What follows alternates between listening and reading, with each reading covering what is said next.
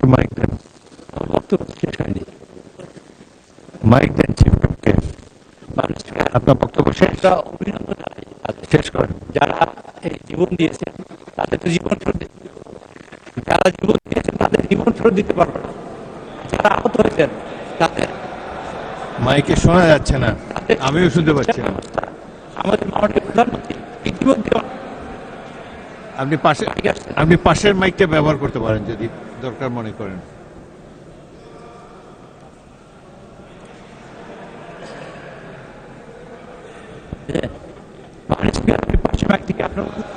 Same problem.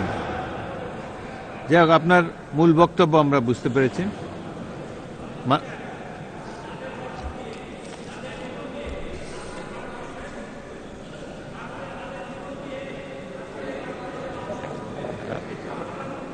আজকে গণতন্ত্রের বিকাশ করার একটা সুযোগ তৈরি হয়েছে, আজকে সংসদ তৈরি হয়েছে।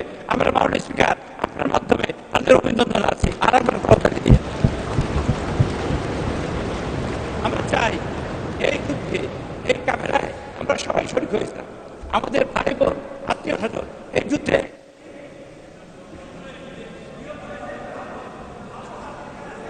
ধন্যবাদ চিফ হুইপ, শোনা যাচ্ছে না। মাননীয় স্পিকার, আমরা চাই যে গণতন্ত্র প্রতিষ্ঠা হয়েছে, সেই গণতন্ত্রের দয়া করে বসুন। আপনি কি মাননীয় চিফ হুইপ বসুন।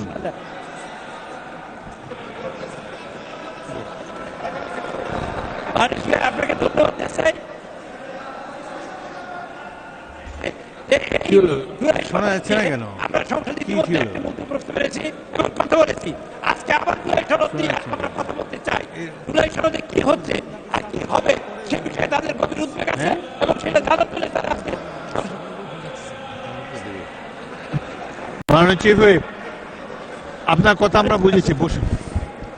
মাননীয় সদস্যবৃন্দ, মাইক কাজ করছে না। আমরা আবারও মাইক বিভ্রাটের শিকার হয়েছি। মাননীয় চিফ হুইপ, আপনারা কি আমাকে শুনতে পাচ্ছেন? আপনারা আমাকে শুনতে পাচ্ছেন না।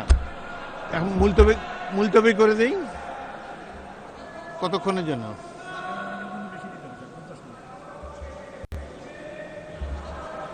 মাননীয় সদস্যবৃন্দ, স্পিকারে মাইক কাজ করছে না, আপনাদেরও মাইক কাজ করছে না। এই কারণে 40 মিনিট বিরতি দেওয়া হলো।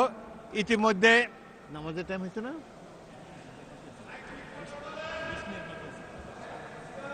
20 মিনিট বিরতি দেই।